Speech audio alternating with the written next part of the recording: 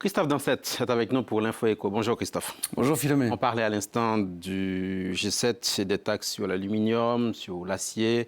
Et un autre dossier est à la une de ce sommet, c'est le dossier iranien. Washington a décidé, on le rappelle, il y a tout juste un mois, de se retirer de l'accord sur le nucléaire iranien et d'imposer de nouvelles sanctions à l'encontre de Téhéran. Dossier très politique, mais aussi économique, puisque 4 pays du G7, la France, l'Allemagne, l'Italie et dans une moindre mesure le Royaume-Uni, ont d'importants intérêts à Téhéran et particulièrement justement depuis la signature de cet accord en 2015. Oui, c'était en juillet 2015 et dès cette signature, on a vu débarquer à Téhéran des dizaines de chefs d'entreprise, le patronat français, le patronat allemand, avec des résultats assez directs puisque entre 2013 et 2017, les flux commerciaux entre l'Union européenne et l'Iran, on devrait avoir ce chiffre, et l'Iran ont été multipliés par 3,5 quasiment. Les entreprises françaises aussi ont profité de cette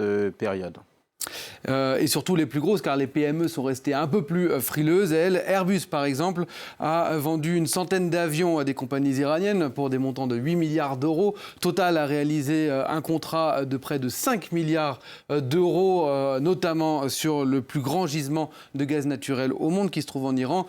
Et puis il y a également Accor qui a signé pour la construction d'hôtels en Iran. Et surtout l'automobile qui a essayé de tirer son épingle du jeu avec des groupes comme Renault ou surtout PSA qui a investi 400 millions d'euros en Iran. On sait depuis quelles ont été les décisions de Total et de PSA par rapport à l'Iran, mais c'est surtout l'Allemagne qui a décroché les contrats les plus importants. La politique d'exportation de Berlin est décidément bien rodée. Elle l'a à nouveau prouvé sur ce dossier iranien. Des groupes comme Siemens, comme Volkswagen ont signé d'importants contrats. Résultat, l'Allemagne est désormais le premier exportateur européen en Iran, loin devant l'Italie, les Pays-Bas et la France. On comprend mieux pourquoi les Européens sont vent debout contre cette sortie américaine de l'accord, puisque leur objectif pendant ce G7, on l'a dit tout à l'heure, sera d'essayer de limiter l'impact économique que cette décision pourrait avoir. Car les conséquences, elles sont très claires. Toute entreprise internationale qui a des intérêts aux États-Unis ou bien qui réalise des transactions en dollars et qui pourrait violer un embargo sur l'Iran, s'expose à d'importantes sanctions américaines, des sanctions qui peuvent aller très loin puisque je vous rappelle qu'en 2014, la banque BNP Paribas avait écopé d'une amende de près de 9 milliards d'euros. C'est dire à quel point ces sanctions peuvent être importantes. Alors on voit depuis à peu près un mois les ministres des Finances européens essayer de s'organiser, de trouver des solutions. Mardi encore, les ministres des Finances allemands, anglais et français ont signé une lettre qui est ici publiée par le compte Twitter de Bruno Le Maire, une lettre dans laquelle les ministres européens demandent des exemptions aux États-Unis pour les entreprises européennes. Bruno Le Maire qui, ces derniers jours, a haussé le ton et a demandé notamment aux Européens de s'organiser. On l'écoute.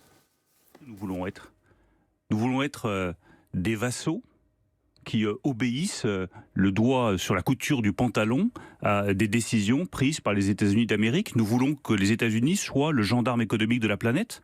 Ou nous voulons, nous, Européens, dire voilà, nous avons nos intérêts économiques, nous estimons que nous voulons continuer à faire du commerce avec l'Iran dans le cadre d'un accord stratégique qui a été conclu et du renoncement de l'Iran à l'arme nucléaire. Nous estimons que c'est la voie juste et donc nous continuons à faire le commerce avec l'Iran.